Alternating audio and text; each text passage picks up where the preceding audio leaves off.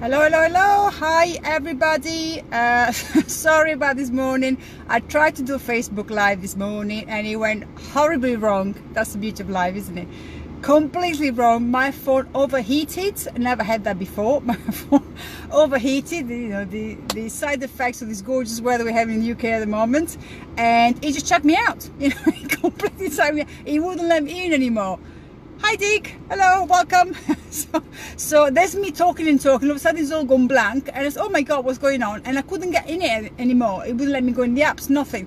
So I said, let's give the phone a break, let's go and do a little bit of workout in the gym and then let's try again. So now hopefully it won't overheat again. I found a nice spot in the shade, so hopefully it won't blow up on me at some point, one hopes. And we're good to go. So some of you were listening to me this morning before I got cut off horribly 20 minutes into my live by Facebook, by my phone I should say, not by Facebook. So what I'm going to do, I'm going to go back through what I was saying this morning before continuing that, so for the benefit of people who weren't listening. And also I know there was some very weird noises going on in the background, sounded like wind blowing, and I got no idea whether it was, maybe because it was overheating. God knows what was going on. Hopefully you can hear me loud and clear now, and if you do, you can hear me, please let me know. Everything is fine. If there's any problems with the sound, please let me know, because I don't know. Yeah, what I'm doing to Facebook, I can't tell if there's a problem with the sound until I finish, you know, the live. So today I want to talk to you about what I call the 21st century diseases. So we got autoimmune disorders. There's a huge amount of autoimmune disorders out there, and it's becoming more and more widespread, unfortunately. Hi Francesca, how are you? Thyroid problems affecting mainly women, but not just women, tend to be underactive thyroid, giving also the problems. And then of course the common problem of diabesity. So diabetes and obesity, the big huge trouble we have in, not just in the UK, the States just as bad, many other countries are just as bad. So what I want to talk to you today, guys, is about the truth about these disorders and what we need to do to make sure we're not one of the victims of these disorders. Starting from autoimmune diseases. First of all, what's an autoimmune disease? Autoimmune disease is basically when your immune system that is there to protect us, to, you know, against viruses and bacteria, actually starts attacking the body cells, you know, the various organs. Depending on what autoimmune you have, a different type of organ is attacked. So it could be, I've got, for example, Hashimoto, that's autoimmune thyroid, which means my immune system is attacking my thyroid gland. And when the immune system attacks any part of your body, it destroys it. It does what is being built to do, which is destroy the enemy. Doesn't understand that's not the enemy, doesn't understand that's part of the body, but it destroys that. Yeah. And there's lots of them. So you got Hashimoto, that's quite common. Hello, hi Ruby. Hashimoto, we got joints problems. So you got the rheumatoid arthritis. That is a common one. It normally tends to happen later in life, so people tend to think is an old age issue. Is not. Rheumatoid arthritis is when your body's attacking your bones. Yeah, so you start growing, you know, the bones get deformed, you can start growing extra bits of bones. Yeah, that's all coming from your immune system. Is attacking. Yeah. Alopecia is a type of autoimmune disease when you end up with bald patches on your head. A lot of people say, oh, that's due to stress. Stress is one of the factors that cause that, but it's autoimmune. The immune system is attacking the hair follicle, destroying them. Yeah. So psoriasis is another type of autoimmune disease. Diabetes, type 1 diabetes, you know, not type 2, which is lifestyle based. Type 1 like diabetes, another type of autoimmune, whereby you're totally dependent on insulin because your immune system, hi Gail, is attacking your pancreas, the cell in the pancreas that are responsible for producing insulin, and therefore your body can't produce insulin. Without insulin you die, so you have to take insulin injection. That's type 1 diabetes. But it's totally different from type 2, guys. Yeah. And a lot of the time I hear people say, yeah, but you know, I've got bad genes, you know. Is because, you know, I've got it in the family, so I'm more likely to get it. You know, if you've got people that have it in the family, chances are you're gonna get it as well. No, stop blaming your genes. people, your genes and what you dealt, the cards you dealt, that's what you got to work with. You cannot change them, so deal with it. Accept what you've been given. I've got no very good genes, I tell you. I'm celiac and I got Hashimoto. You know, those have come from my family. Yeah, for you to have celiac disease, you have to have you know, the genes for celiac disease. Yeah, and for you, I've got 2 of these genes, and for me to have 2 genes, it means that both my parents were at least carriers. Yeah, if not affected by celiac disease. Yeah, I got both genes. My sisters got both genes. I developed celiac disease. My sister didn't develop celiac disease. So why is it? We both got the genes for celiac disease. What's going on? The reality is, regardless of how your genes are, what genes you got, what predisposition you might have genetically for disease, your genes respond to your lifestyle. Yeah, your lifestyle is your diet, is your activity, is your stress levels, is your sleep quality, is your environment, the pollution in your environment, contaminant in the food that you eat, and all that kind of stuff. These together and your genetic predisposition, they activate your bad genes. Yeah, so, and the typical example is celiac disease. I'm celiac, my sister isn't. Yeah, but I wasn't born celiac. I became celiac 6 years after moving to the UK. I lived in Italy for 19 years and I was eating pasta, pizza, bread, the lot. Yeah, zilch, no problem. I used to have a few issues with some dairy, every now and again. My body didn't like having dairy products, you know, but that was it. Never had an issue with celiac disease. Came to the UK, total crappy lifestyle. I was doing financial services, working everywhere I got sent, traveling all the time, single parent, stress up to here and above, smoking 30 cigarettes a day, drinking 4 to 5 venti cappuccinos a day, having numerous amounts of chocolate bars to try to keep my energy levels going, and then come home in the evening, sort out my young child, and then eat like 8, 9 o'clock at night. Yeah, that is what activated my genes. That's what gave me celiac disease, not my genes. That gave me celiac disease. Yeah, so when we talk about autoimmune, yeah, yes, there is a genetic predisposition for that, but whether or not you develop the disease is entirely up to you. It's not up to your genes, it's up to you. It's not up to your doctor, it's not up to your family, it's entirely up to you. What you do will determine if you develop the disease. And one thing you need to understand is we all have the genetic predisposition for cancer. We all have it. Yeah, certain type of cancer cells, they are, you know, genes, cancer genes are, they give you a very high chance to develop cancer, like breast cancer, ovarian cancers. So now we identify those genes, and now the recommendation is to, you know, to have mastectomy, stuff like that, to avoid, because we know the chance of developing that, even while controlling lifestyle, is really, really high. It's not worth the chance. Yeah, but the majority of cancers, we have the genetic potential to have them. Yeah, do we all develop cancer? No, we don't. Yeah, there are other factors coming into that, including lifestyle, not just genetics. So what I'm trying to tell you guys is that we have the power in our hand to determine what's going to happen to our health. Yeah, we are not using the power. Why are we not using the power? Well, first of all, because most people don't understand what autoimmune disease is, don't understand that it's not genes, it's everything that activates the genes, how the genes express themselves. Yeah, and secondly, it's difficult. You know, we got used to living a certain way. We are comfortable living this way, and then unless we get serious symptoms, then we don't. You know, we don't want to change because really we're not getting symptoms. Yeah, and a typical example of this is diabetes, type 2 diabetes. Now, type 2 diabetes is totally avoidable. It's a lifestyle disease. Yeah, and I deal with diabetic clients. I mean, I specialize in obesity and diabetes, so I know very well, you know, how diabetic clients tend to act. They are in total denial. Yeah, not everyone, but a good 80% of clients I deal with, they're in total denial. Why? Because the doctor's giving them a pill to fix the diabetes, metformin. Yeah, in the UK, there are no other countries. In the UK, you give them metformin. So because you got the pill, then you can eat the chocolate, then you can eat all the crap before, because the pill is going to fix it. Now, the pill is not going to fix it, but the doctor said it's going to fix it. No, the doctor is trained to give you symptom, pill, symptom, pill, symptom, pill. Where's the cause of a symptom? Doesn't matter, we got a pill for that. That's what the doctor is trained to do. It's not their fault. That's what they're trained to do. That's how the NHS system works. Because they haven't got the time or the resources to look at the money to look at what the cause is. It's easier to give you a pill and deal with that with a pill. Yeah. The reality is the body gets used to the pill, and eventually you have to increase the amount of pill that you take, and eventually that pill won't work anymore.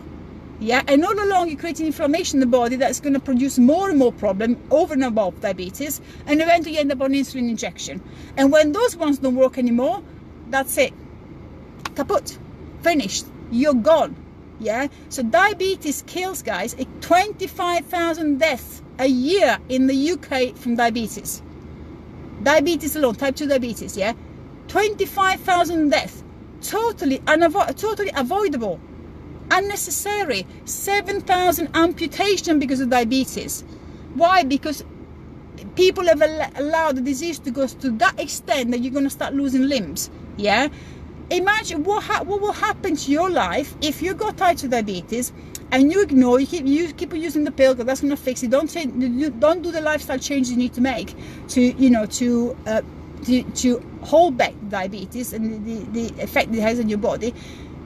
Imagine you have to lose a leg or an arm. How would your lifestyle be affected?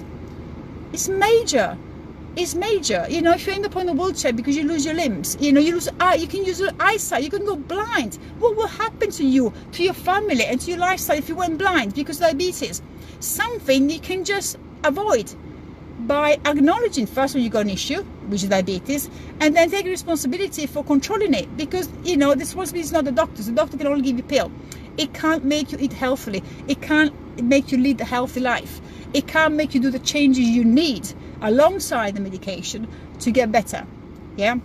So autoimmune diseases are, as I said, yes, there's a genetic element, but it's all down to our lifestyle, our food, our stress levels, the pollution, everything. All of that activate the bad genes that give you autoimmune. Once you go autoimmune, guys, is there for life.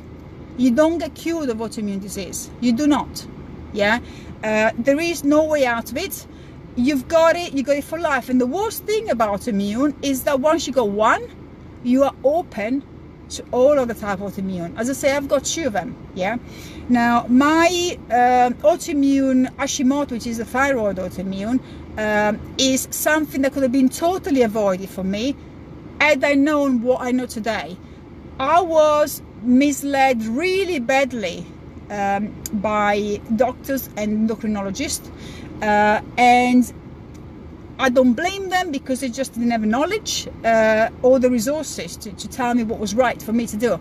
But I had my right thyroid, well, 80% of it removed 20 years ago because there was a lump on it, and the lump is in those days they see some abnormal cells in the lump. They just take it out, get it done with, quick and easy, and there's a pill for you. So you haven't got a thyroid gland, we got a pill for you. So levothyroxine, I was put on that one, and of course you trust them because they're the doctors, they're the specialists. I mean, who wouldn't trust them? You know, I didn't know any better at the time. I was ill, I didn't feel well, I got this massive lump on my neck, so my God, what's going on? It started to affect my swallowing, and I thought, my God, I was going to be worried. So they tell me, we need to remove it, fine, remove it. Yeah. So they removed it, they put me on a tablet, and I felt like crap. So they had to monitor me for a certain amount of time to make sure my blood works were back to normal, what they classed as normal, and I still felt like crap. So we started at 100 micrograms of thyroxine for my thyroid. Over a period of 20 years, went up to 225 micrograms, because as you get older, your thyroid gets sluggish anyway.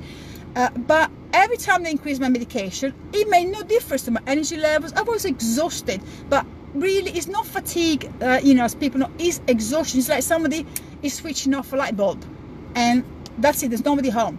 Yeah, the brain fog, so you can't concentrate, your muscles ache, you lose muscle mass, you are totally wiped out of energy, and there's nothing you can do that is going to make a difference. Your medication is not making a difference. You go to the doctor, the blood works are fine, it's not, you're fine, it's all in your head. That's how many times I've been told, it's just you in your head, you know, maybe you'll be stressed out, maybe it's a virus. Oh, the amount of time I was told that, huge amount of time. And it got to the point when I said, but this is bull, yeah? This is not, it can't be right. Because if I feel the rubbish and the blood test saying I'm fine, something else is wrong, something is missing. That's when I started researching thyroid, and that's when I find out on a minute there is T3, which is the active hormone for the thyroid. And they're not testing me for that. Why are they not testing me for that? And I went back to the doctor initially and I said, well, can you test me? This is the active hormone. No, there's no need for that. T4, TSH, that's all you need. And I said, but I don't feel right. And again, he told me it was in my head, I was stressed out, whatever might be the case, you know, all these excuses. So I said, okay, there has to be a way in which I can test that, yeah? So I decided, let's find out where I can do blood tests for this. It would have meant for me paying money for that, but hey, it's my health. Yeah, my health is paramount, it's number one. You haven't got your health, you got nothing. Doesn't matter how much money you got nothing, yeah? So I said, I'm gonna, you know, pay the money to do this test. I went to, found a company online that was very reputable. They had a lab in central London. Yes, a pain in the backside, you know, an hour journey to get to this lab, you know, do the test. A few days later, the result, I decided to test everything. I tested the whole thyroid panel. So I did antibodies, I did TSH, thyroid stimulating hormone, T4, which will then NHS do, and T3. I wanted to know what was going on with my thyroid. I knew there was something that wasn't right, but the doctor just wouldn't have it. And I thought, if I get the proof, I'm going to go to the doctor, I'm going to throw it in the face, and then they can't deny anymore. I did that and I was shocked at the result, because what you get a reply, not just a result, but also you get comment from a private GP at the lab that tells you whatever is outside of the norm. They tell you what it means and what you need to do, yeah?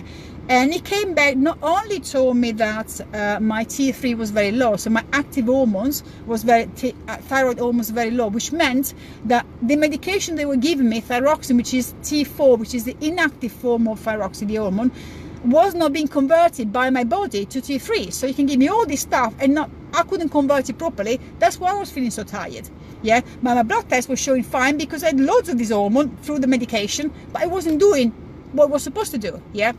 But not only that, they found out that actually, they told me, you've got Hashimoto, your thyroid antibodies are through the roof, you must be feeling like crap. And I said, oh, thank God, somebody understands. So happy, you know, not very happy because I had Hashimoto, but at least I had an answer. I went back to the GP and, you know, and he goes, well, no, it's T3, doesn't matter, but let's refer you to endocrinologist. Okay, at least we're getting somewhere now. Refer me to endocrinologist, went to an endocrinologist under NHS, and guess what? I was told, she told me, T3 doesn't matter, Hashimoto, most people got Hashimoto if you got underactive thyroid, just live with it. Now, when she told me T3 doesn't matter and Hashimoto, just live with it, alarm bells went on again. Yeah, I could have easily said, well, that's what, she's an expert in hormones, I'll take her answer. Alarm bells went on because I knew T3 matters and I knew that Hashimoto is autoimmune, yeah? So I knew there has to be something you can do. So I did research, I listened to podcasts, research, and I found out actually about the autoimmune. There are foods that trigger autoimmune and foods that help it. Likewise, if you got underactive thyroid but not Hashimoto's, not the autoimmune side, it's just your thyroid is sluggish, there are foods that hinder the thyroid and foods that help boost the thyroid. Nobody was giving us information. I mean, the endocrinologist telling me it doesn't matter if you got Hashimoto, you live with that. Not even mentioning, by the way, you can help yourself with food. Nothing, yeah? And T3, of course, was an issue. So I started applying the autoimmune protocol, which is, you know, avoiding the trigger foods for autoimmune, and that helped with the celiac disease as well, not just with the Hashimoto. And then started to take more of a food to boost my thyroid. I went on a ketogenic diet, which is for my specific case was really good. It's anti-inflammatory compared to a standard diet. My thyroid, my level of thyroxine was decreased from 225 micrograms to 125 micrograms in less than 2 years. Yeah, so I was almost back down to the dose it was when I first started 20 years ago, just by making the changes. But that was not enough. I still wasn't feeling right. So I said, okay, I need to speak to an expert, because I'm not an expert in endocrinology. I'm not an expert in endocrinology. So I said, I need to be an expert that is not tied down by the NHS, because by then I understood the NHS can only give you what they can give you. So if they can't give you a pill for that, they will not test you for that. It's that simple. So I went to Harley Street, found endocrinologist in Harley Street, private clinic, and the first thing she told me, she saw my test result I'd done myself. We had to do a whole lot of other test results. Cutting long story short, she told me your T3 is the problem. You're not converting the T3. Not only that, you got Hashimoto. And she told me, have you heard of the autoimmune protocol? I was already doing that because I did my research and I found out about that myself. Yeah, and that's the first thing she told me: diet, or control it through diet. Yeah. And she said, and T3, we need to give you T3. You will never achieve nothing with just levothyroxine. Hallelujah. Somebody will listen to me. Problem is, guys, these people are not everywhere. You gotta go and find them. Yeah. NHS will only tell you what they can tell you. It doesn't mean that, you know, it's never ever listen to the doctor. The reality is you have to, you know your body. If you feel you're not right and you're being told by doctor, endocrinologist, whoever it is, that you live with it or it's fuzzy on your head, but you know you're not feeling right, question it. You know, do not accept the first answer, just question it. Because if you don't question it, you don't get the answer. If you don't get the answer, you can't fix it. Yeah. So I've now got to the point where I've switched over to Novothyroid, which is the medication includes T4 and T3 because my body is not converting well. Why is my body not converting well? Well, obviously I got underactive thyroid, which is an issue. I got autoimmune is an issue, but also got celiac disease. Celiac disease affects my gut. My gut is having problem with absorbing nutrients. Yeah, so while the average person absorbs the nutrient easily, I absorb only you know, they say 2/3 of the nutrients percentage wise. Yeah, so I need to have more of those nutrients to have an impact. Yeah, so I've had to make adjustment to my diet, adjustment to my lifestyle, and take the relevant medication to help my thyroid, because at the end of the day I've only got, you know, I've only got half of a thyroid missing, because my left thyroid, by the way, that was perfectly healthy 20 years, nobody told me, nobody bothered testing me for autoimmune. In the space of 20 years, my autoimmune has destroyed my left thyroid. I've got nothing left there. This was totally avoidable, totally avoidable. Had I known at that time what I know today, that would not have happened. I would have made the changes to my diet, to my lifestyle, to stop my immune system attacking my left thyroid, and that would still be there. And probably now will be able to come off most of the medication. I can't, because all I've got now is a little bit of thyroid on my right side. There's nothing left on the left side. Yeah, so that's what I'm trying to say, guys. It's not about you know, your genes. It's not about what happens to you. It's not about, you know, taking answers, you know, the first answer you're given. We have to take responsibility for our own health. Yeah, so autoimmune disease is totally avoidable. Changes in your lifestyle, changes in your diet, activity, they all make a difference. Underactive thyroid, as I said, some people got autoimmune, some people haven't. If you find that you're tired all the time for no reason, not because you've had poor sleep, because that would be the reason. Yeah, if you have normal amount of sleep, you're not particularly overstressed, and you feel tired all the time, you struggle to lose weight, or you put on weight for no reason whatsoever, you brain fog, so you feel like you can't concentrate, or you forget things very easily, something is wrong. Chances are your thyroid might be struggling. Doesn't mean you got immune. Yeah, yes, 70% of underactive thyroid cases are autoimmune Hashimoto, but not all of it. There's 30% that not. If your thyroid is struggling, act now. Ask for the test. Yeah, the NHS will probably refuse to do T3 test. Have it done privately. You know, this what you're going to do today, guys. The NHS is struggling funding wise, so they'll do what they can prescribe you. If you can't prescribe, they won't do it because it costs too much money.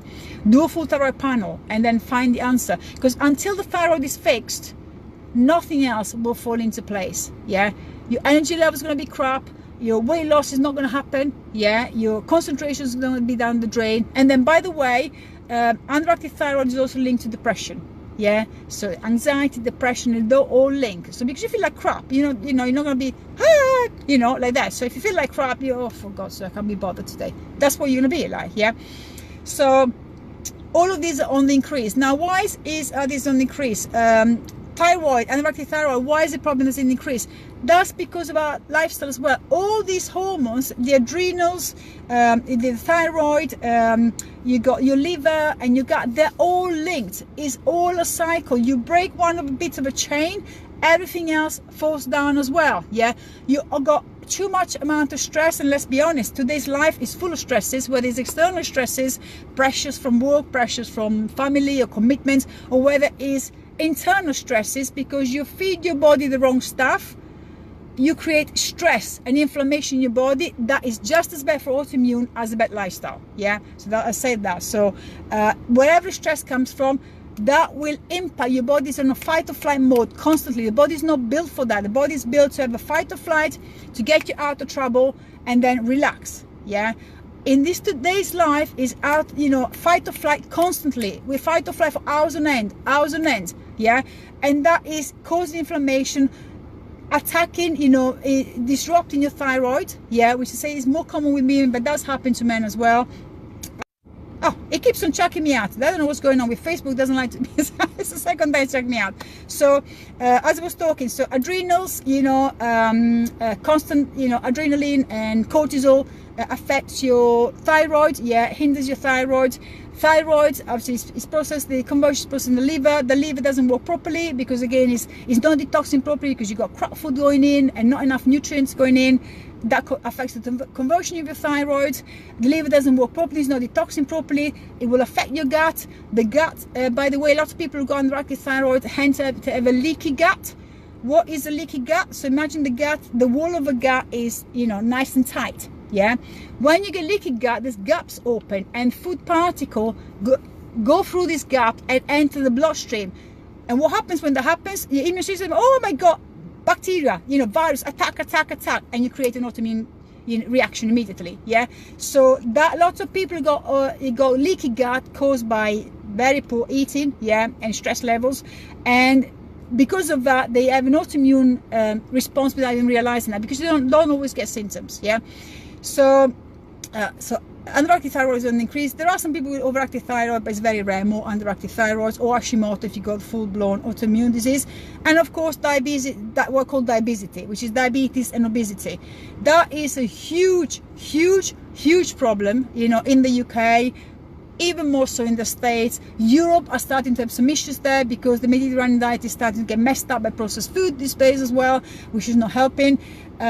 Obesity and diabetes, type 2 diabetes, I said, is a totally avoidable disease. Is all down to lifestyle, diet. That's all it is. Environment as well, stresses and everything. So that's all it is. That's totally avoidable. You can totally put type 2 diabetes into remission. If your medication, you can come off medication.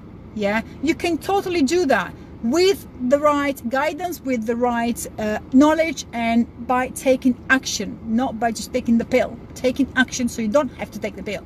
Yeah, and obesity, I mean, is ridiculous.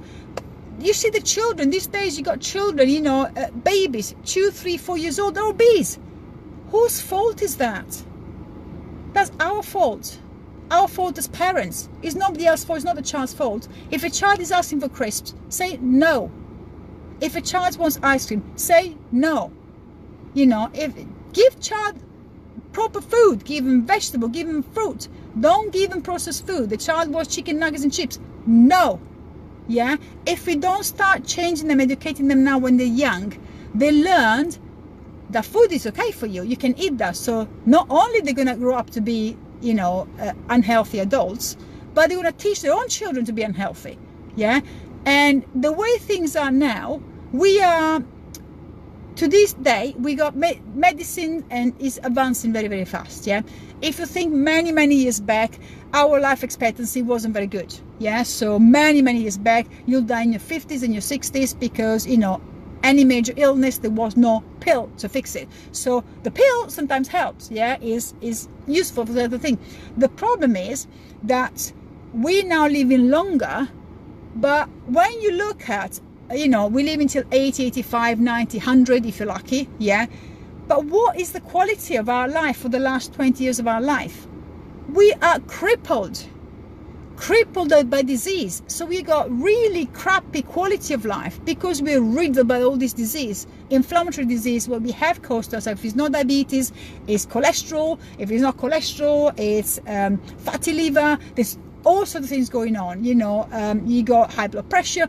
All these things have been brought on by our crappy food, lots of processed foods, stressful lifestyle. You know, I did say before in previous lives, we don't follow the circadian rhythm, you know, the night and day. You know, you get up, you know, dawn, you get up, you eat, when it's dark you stop eating. That's how the body is programmed to work optimally. We totally disrupted that with artificial lights and social media and gadgets, and we stay up until very late. We eat very, very late. That totally disrupts our system, causes hormonal imbalances, causes inflammation, and causes eventually chronic disease. Yeah, so all of these are, you know, the ones that are causing huge problems for us. But the issue we got is, yes, now we can live longer with a very poor quality of life because we're riddled with chronic disease. But if we keep on this way, they've already said that the generations that are being born now will not outlive their parents. What it means is that they will die young, because they're going to be so riddled with disease. If at the age of 2 or 4 you're obese, by the age of 10, 15, you've got pretty much every single disease you can have. Diabetes, high cholesterol, you're going to be in so many medication, they're totally screwed. Yeah, so this is what's happening now. Because of our lifestyle, because of the way we eat, we are shortening our lives. And there's no amount of medication you can take that's going to make a difference. You know, I deal with diabetic clients. They get the pill, yeah, 3, 4, 5, 6 metformin tablets. I can take that because, you know, I can eat chocolate now because I got the pill that's going to fix it. The pill is not going to fix it. The pill is trying to undo the damage you already done, not to try to undo the damage you want to do later on. Yeah, you can't rely on pills, and you can't rely on the standard advice that you get today. Yeah, I've said this many times. I've got nothing against doctors. I don't trust them because I've been let down so many times by them. With celiac disease, you know, I was kind of diagnosed with celiac by a homeopathic clinic. They told me you got very severe gluten intolerance, you need to do this, that and that and that. When I went to my doctor, this was you know, a few years before I was officially diagnosed with celiac disease, I went to the doctor. He laughed at me. He told me, these people don't know nothing. I mean, how can they know homeopathic thing? You know, they give you pills and potions, they give you concoction to drink and everything, you're all fixed and everything. That doesn't exist. There's no such thing as intolerance, food intolerance. Yeah. Few years later, end up in hospital 3 weeks in a row. The last time they had to give me morphine because I was shaking, I was in so much pain. Boom, they diagnosed me with celiac disease. You know, and 3 years before, my doctor, my GP, said there's no such thing as intolerances. Yeah. So what happened? Well, first of all, the GP don't know nothing. Yeah. So GPs are general practitioner. Yeah. They got a little bit of knowledge of everything, but they're expert of nothing. Yeah. So if you want the expert, you ask to be referred to the expert. If you refuse to refer to the expert, you go and pay for the expert yourself. Your health is worth that. It's worth a lot more than that. Yeah. Hi Darren, you have to do that for your health. If I didn't know that time, I trusted my doctor. Yeah. And the pain I had to go through before I was diagnosed was ridiculous. And that's the first time let me down. Let me down with my thyroid. Yeah. So I've now learned that I know what my body feels like. I know if something is not right. My doctor doesn't know. The endocrinologist doesn't know because they're not experiencing what I'm experiencing. So if I know something doesn't feel right, then I have to take action. I have to decide how I'm going to fix it. Yeah. So that doesn't mean that you totally disregard what the doctors say. It just means you have to be aware of what your body, how your body works, and you have to trust your judgment that you know better for certain things because your doctor can't feel. And you'll be surprised how many endocrinologists dish out advice on thyroid. Yeah, and doctors dish out advice on thyroid. They haven't got the issue themselves, so they don't understand. When you go to the doctor and say, I'm feeling exhausted, you know, and they tell you blood tests are fine, it's all in your head. They don't suffer from the active thyroid, so they don't understand. If they were suffering from that, trust me, they wouldn't dismiss it that easily. They would not, because you feel like crap if you got underactive thyroid, which is not being monitored. Yeah, so they don't do that. Hello. So hi Elizabeth, they don't know that, and therefore they just go by the little tick box exercise they've been taught at, you know, at medical school.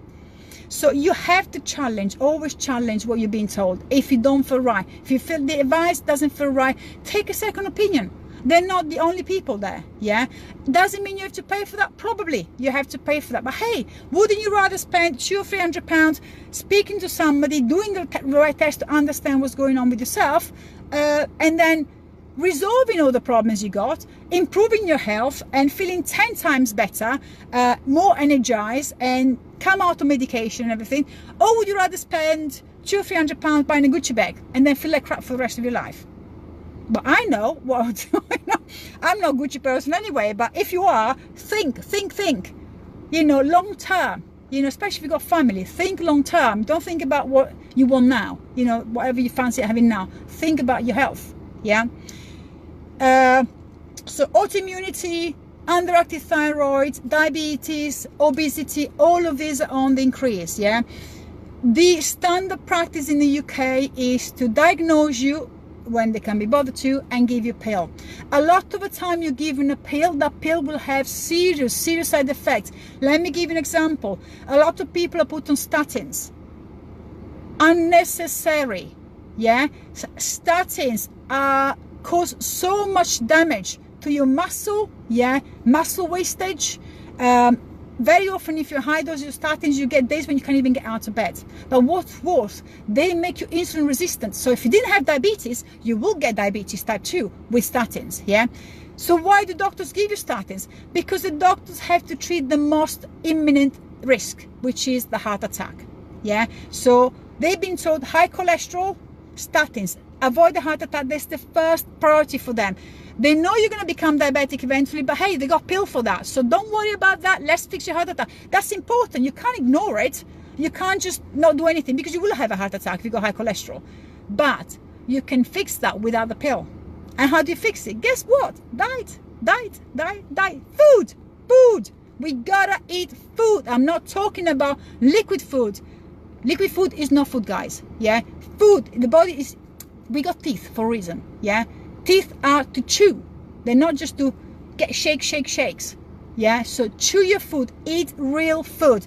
If you give your body the right nutrients, so eating real food, loads of veggies, just pile up those veggies. You can never go wrong with all the colors, all the veggies, get them in there. Your plate should be 50% at least vegetables. 50% minimum every single meal. Yeah, not once a day, every single meal. The recommendation was 5 portions of vegetable, fruit and vegetable a day. I said was. Is now 10.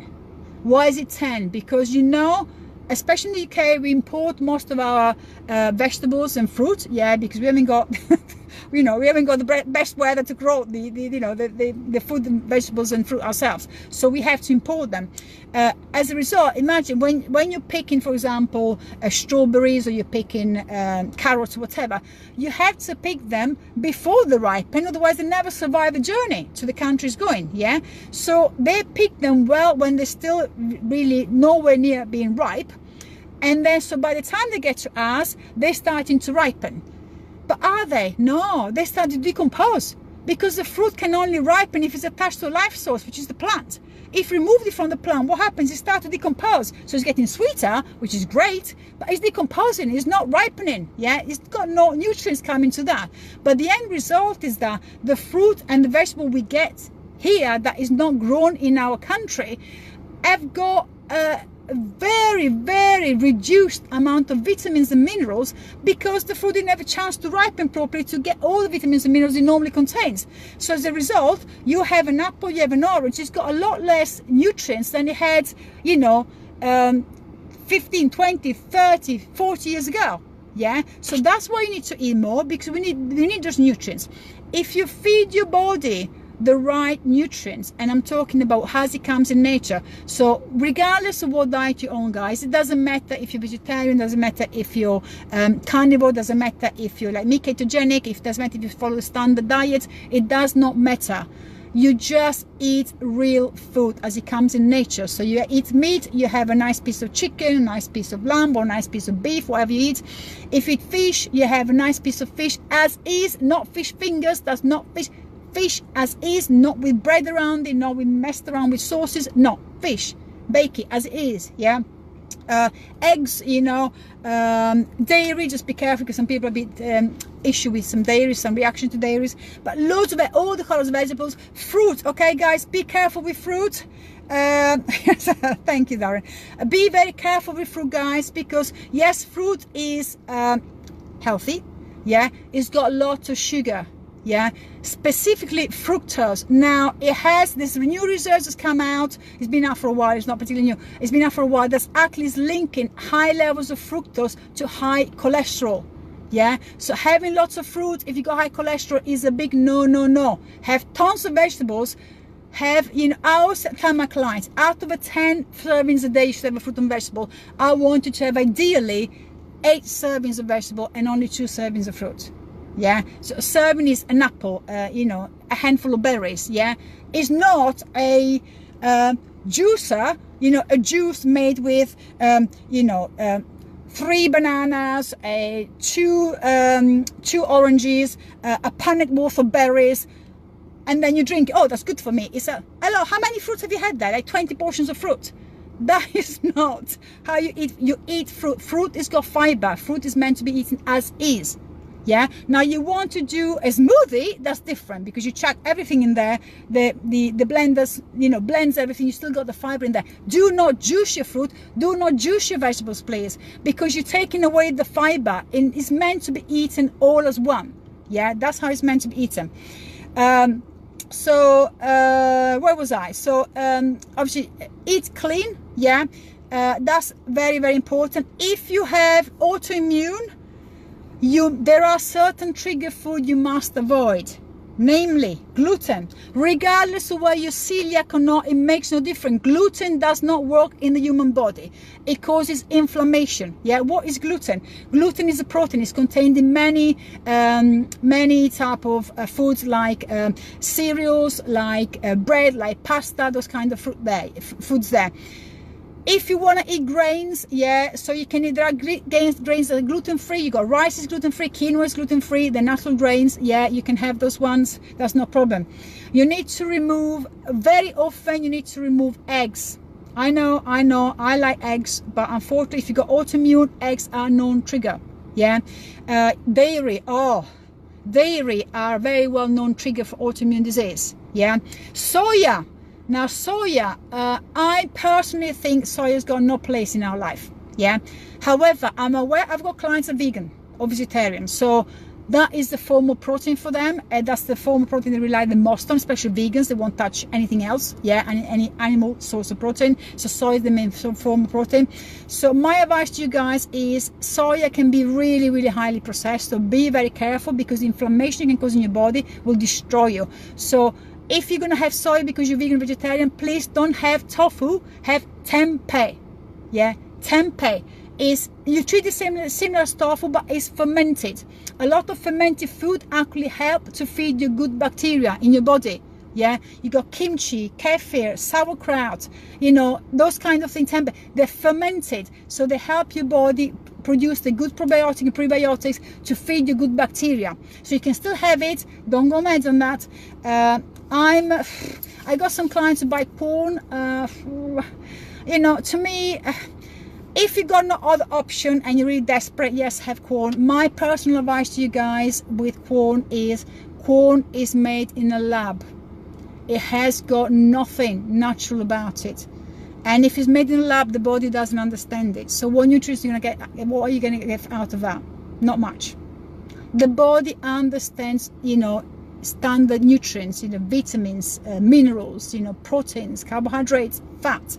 Something is created in a lab, you know, you might get a little bit of it, but really is, you know, it's not something you consume on a regular basis, put it that way. Yeah, but I appreciate that sometimes you need to have an alternative, and that's, you can have that one. Yeah. So now nuts is another type of food that some people can react to, especially if you got gut issues like myself, and or it can trigger your autoimmune, can or cannot depend on yourself. So how do you know what is going to trigger you? There's very simple ways to find out if something is, if your body is not agreeing with food, whether it's an intolerance issue, whether it's an autoimmune issue, is testing yourself.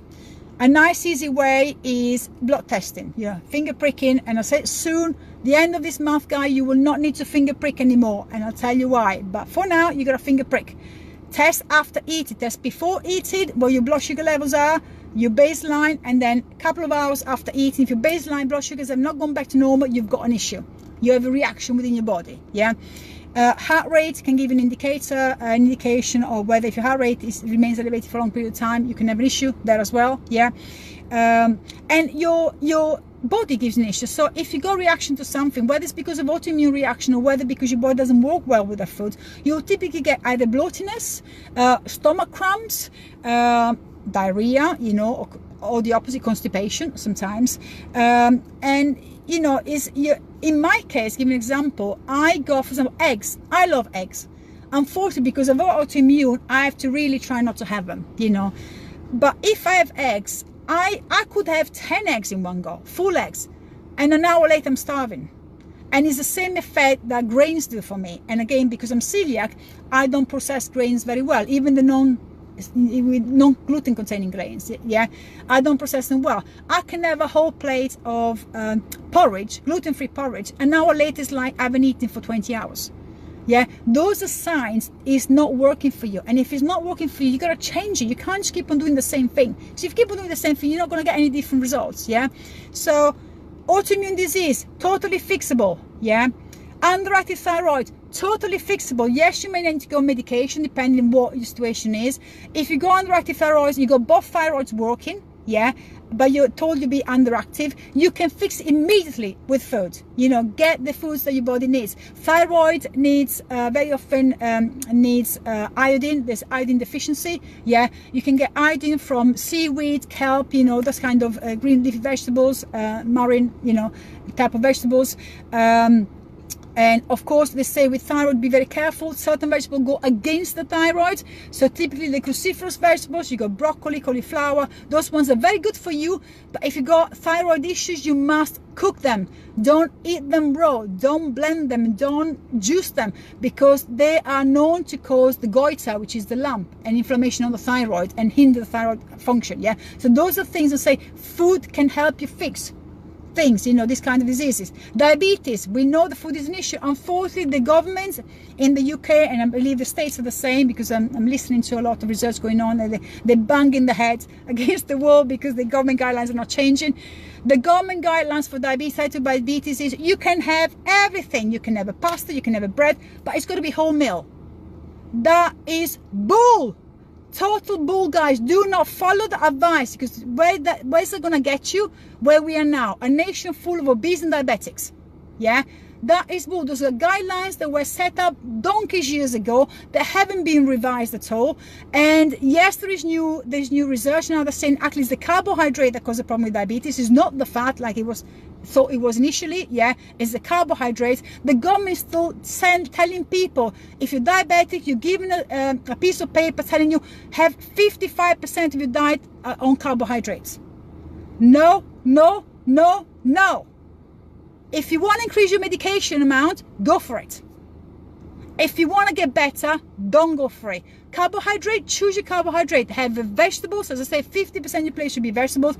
A little bit of fruit, but try not too much if you're diabetic. Avoid that as much as possible. Thanks, Darren. And then have all healthy type of proteins. So that's what you need to do if you're diabetic. Why the government telling us bull? Because unfortunately everything moves slowly.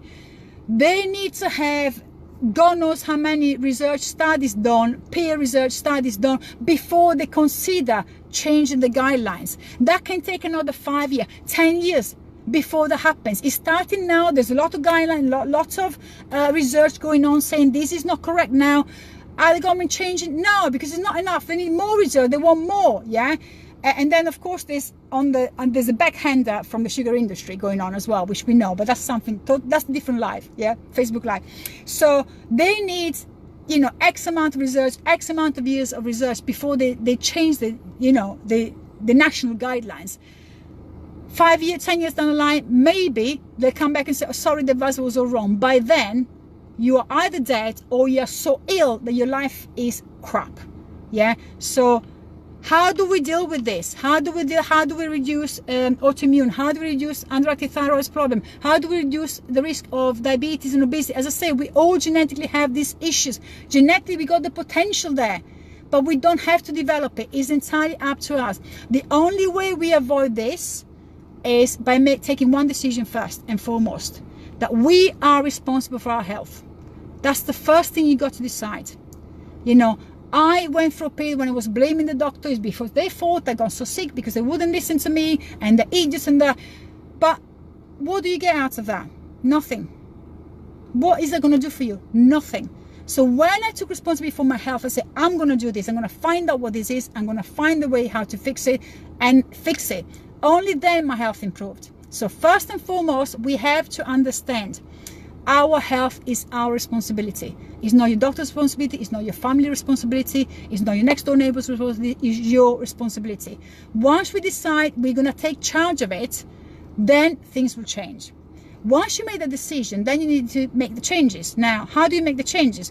Well, you might not know what changes to make. Then you got two choices. You can either educate yourself. Yeah, there's lots of information out there. Please don't read the first blog from Joe Blog, who is giving you advice without having any qualification, without having any idea what he's talking about. So every research I've done, everything I listen to experts, mainly from the States, because there weren't many in the UK, unfortunately.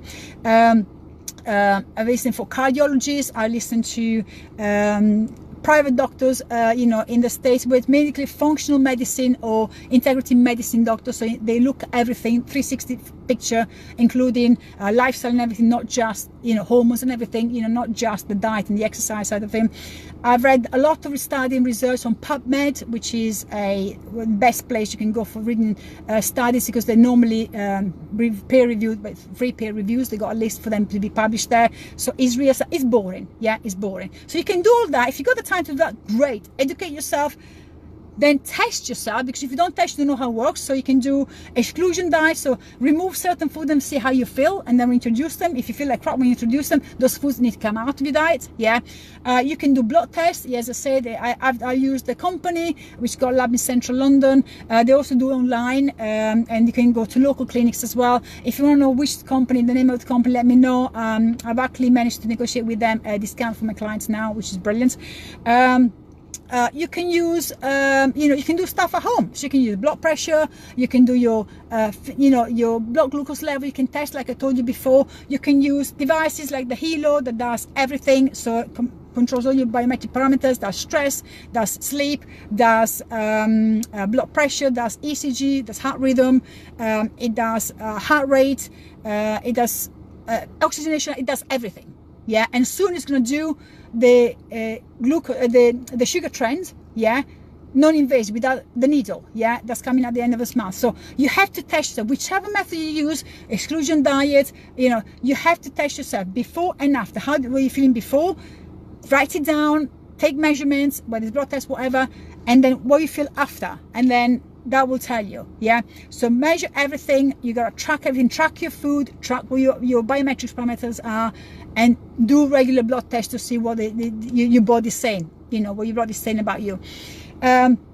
And the other option is, you haven't got time to do all this, you don't know what you're doing. If you get blood tests, you don't know what results mean, then get an expert, somebody who knows what they're doing.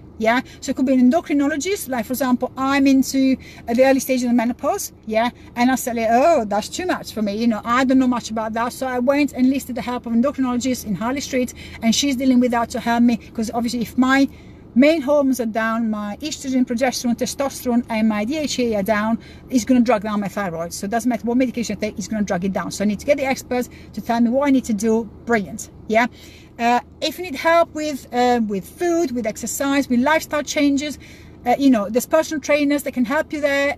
This health coach, I can do that. I specialize in obesity, diabetes, and underactive thyroid, Hashimoto disorders, autoimmune disorders. I can help you there, so that's not a problem. So get the help when you need it. If you can do it yourself, but use reputable sources to get your information.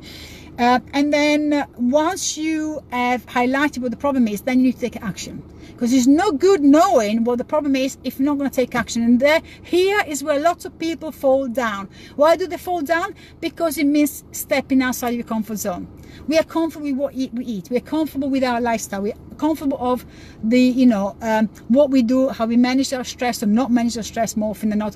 And for us, having to start switching off, television 90 minutes before you go to bed so you can have a decent night's sleep, managing your stress levels, finding your me time, finding a way to relax yourself, or dealing with what is causing the stress and facing it straight on, so you can move on from that one.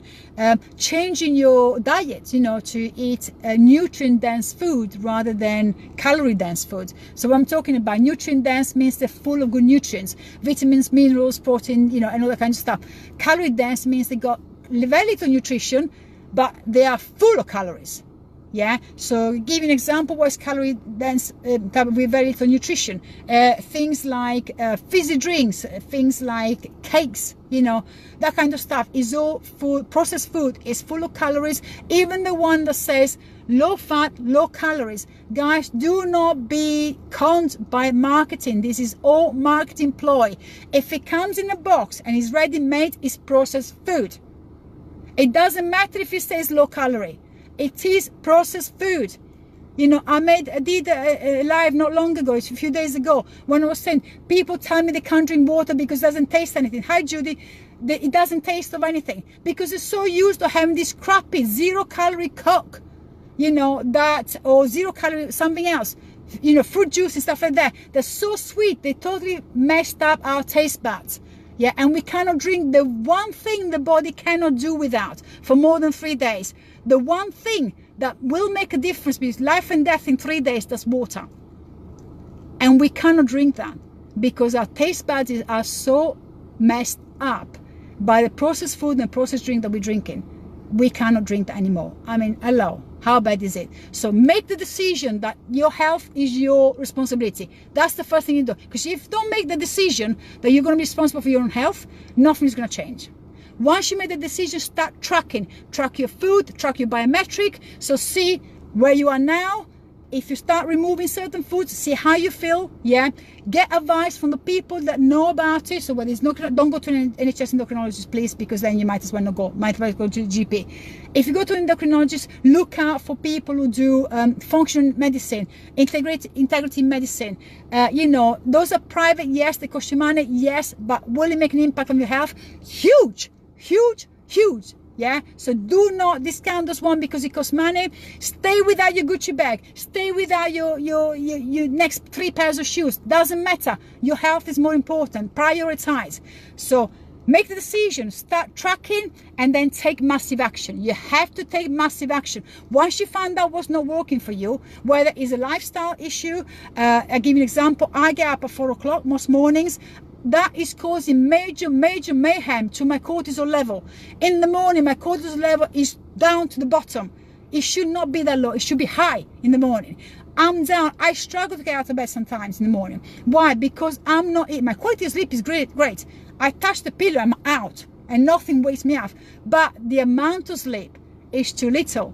Because by the time I come home in the evening, finish my last few sessions, have my shower, do my bits and pieces, get myself ready for the following day, I get 4 or 5 hours sleep. That is not enough, regardless of how good the sleep is. Yeah. So that's what I'm trying to say. Yeah, is you have to recognize, find out what it is that's not working. Is your lifestyle, is your stress levels. I mean, if family members are stressing you out, get rid of them, in the nicest possible way. Yeah, if somebody is, for example, I was talking to a client the other day, and she was saying, my mom keeps putting me down because she keeps on telling me you're fat, you're fat, you're fat. Those kind of comments are poison. Poison to your mind, poison to your self-confidence, poison to your self-esteem. If you got family members that tell you, I will never work for you, you won't stick with it. Move on. Say, thank you for your opinion, I don't want to talk to you about it. Get away from that. Yeah, so those are stressors that very often don't realize. And family members sometimes say things like that, not because they want to undermine us, because maybe they've seen us in the past struggling and then giving up very easily.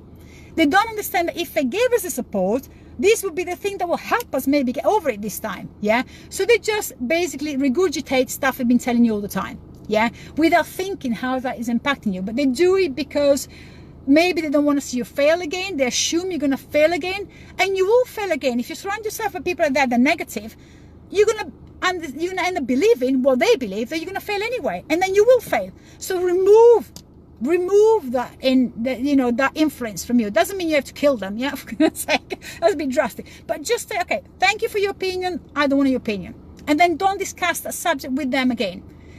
Discuss with people who can help you. So whether it's experts, whether it's personal trainer, endocrinologist, whoever it is, fine. And it's very much like changing your mindset. Yeah, if you want to change your mindset, think positive. You have to listen to positive things. You have to surround yourself with positive people. If you surround yourself with miserable people, you'll never change your mindset. It's the same, exactly the same for your health. Oh, it's time to check me out again. Facebook does not like me today. It really doesn't like me. So make the decision. Health is your responsibility. Start tracking everything. Find out what is not working for your body. If it's lifestyle, if it's food, if it's activity, whatever it is. And then take massive action to adjust it, make the changes that you need to adjust.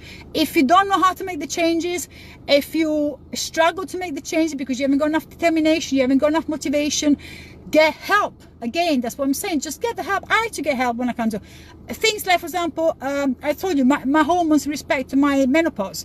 Yeah, I'm dealing enough with my autoimmune, trying to control that. I don't know what to do with that side, so I got the help of a specialist for that. Yeah, I did special blood tests, get help of a specialist. It's the same for you. If exercise is an issue, get help of a specialist. That should be a personal trainer. Yeah, if your hormones are an issue, get help of a specialist. The endocrinologist, don't NHS, please. Take the ones that don't tie down by what NHS says. Yeah, so find the specialist, find the help if you need the help. Don't try to do it by yourself. If you don't know what you're doing, just get the help. The help is out there. If you need help from me, if you got issue with underactive thyroid, if you got autoimmune, if you got diabetes, obesity, anything like that, I'm here to help. More than happy to help you. I do what I can. And obviously, but the action must come from you. I cannot make you change your lifestyle if you're not ready to change your lifestyle. You have to make that decision. Number one decision. Health is my responsibility. I'm the only one responsible for making it work. I'm the only one responsible to make changes. If you don't make the first decision, you can't change nothing else. So you have to make the first decision. Stop hiding under the sand. Yeah, stop blaming the doctor. It's time we take our health in our hands.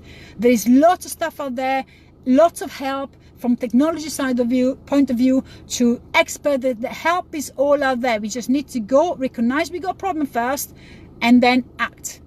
And take the help if you need it. If you can do it by yourself, do it by yourself. It's entirely up to you what you want to do. Okay, guys, so hope this has been helpful for you.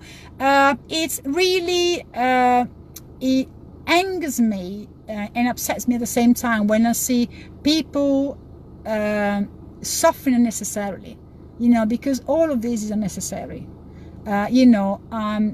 Diabetes, autoimmune disease, all the hormones, imbalances. All this is really, really unnecessary. We can fix it, without pills. We can fix it. And I don't understand why, I find it difficult because, check me out again. So because I'm so passionate about it, I find it difficult to understand why people would not act. But by the same token, I understand that when you're asking people to change multiple sides of the equation, so you're changing the lifestyle, you're changing the diet, you change the exercise, all that kind of stuff. When you're surrounded by so many changes, it's daunting, it's overwhelming. So when it feels overwhelming, what we do, we procrastinate. We don't take action. Yeah. So how do you deal with that? You decide what's the first most important thing you need to change. That's why I said, make the decision first of all to change. Make the decision that you are the only one responsible for your health. And then little by little find out where in each area, what is the problem, what's causing the issue. Yeah, and address one at a time. Don't try to change everything at the same time because you will fail. Yeah, if you try to change everything, it's too much. The brain cannot cope with too much change. Yeah, little bit at a time. So decide if, for example, you have you feel you're struggling to lose weight, you're feeling you've got stomach problems, stuff like that, then your main priority there is food. Yeah, so okay, start addressing the food. So whether you want to do intolerance test, or whether you want to do an exclusion diet to find out which foods are causing problem, start from there. Once you address that, you know what the problem is there, address the next part of it, which is it could be your activity levels suck. Yeah, because you know, you can fix the food, but if you're not active, then it's still not going to go anywhere. Yeah, so you may get a little bit of result, but not a result. So fix that thing. Once you fix that one, your lifestyle, what are your stressors, external, internal stressors, deal with those. Are you sleeping enough? Deal with those. Yeah, one bit at a time. Decide. Only you can decide which part is more important for you based on how it is affecting your life today. Yeah, but do make that decision and do take action, because if you don't take action, nothing is going to change, and it's going to get worse and worse and worse. And when it becomes into a chronic disease, then it's too late. Once you got it, the best thing you can hope to do is manage it. As I told you, is celiac disease was my first autoimmune disease. Hashimoto, I was livid when I found out I could have avoided it. And I relied on the advice of a medical professional at the time, which were uneducated, because they're not educated to, you know, they're not expected to learn about stuff like that. They just dispense medication. Yeah. And I was livid, because my life today could be a lot more energetic, could be a lot better, had I not lost a thyroid to an autoimmune disease. You know, if I still had, you know, a thyroid and a half, which was, I had initially wanted to remove half the thyroid, I wouldn't need probably most of the medication, would be able to control it. Yeah, I was not given a choice. The choice was taken away from me. I'm now giving you a choice. I'm telling you, we can control it. You can control it. It's up to you. You've got the choice I was never given. Yeah, do something with it. That's all I can tell you guys. Okay, do something with it. If you need help, if you got any questions, you know, just send me messages. Put something in the comments down here. You know, contact me, whatever works for you. Yeah, and if you know somebody who's got autoimmune disease, type 2 diabetes, or struggling with gastrointestinal problems, you got nutritional issues, then share this with them. Yeah, so they understand that first of all, they're not by themselves, they're not alone, but there is a way to move forward, but they have to accept they are the ones responsible for the health, nobody else. Yeah, your genes are not responsible for your health. Your genes are a small part of your health. You determine through your action whether your genes are going to be your friends or your worst enemy. That's what it is. Yeah. Okay, so hi Darren, I've seen your message. Yeah, we can chat. Yeah, you love my passion. Thank you very much. So hopefully, I hope this is helpful for you guys. As I said, share it, comment, you know, whatever works for you. And until the next time, I'll see you soon. Yeah, so thank you very much for putting up with me with all this interruption. Facebook has checked me out. This is the second time trying to do live. Hopefully my phone is not overheating anymore now. So bye everyone, have a good day, and start taking action. Bye.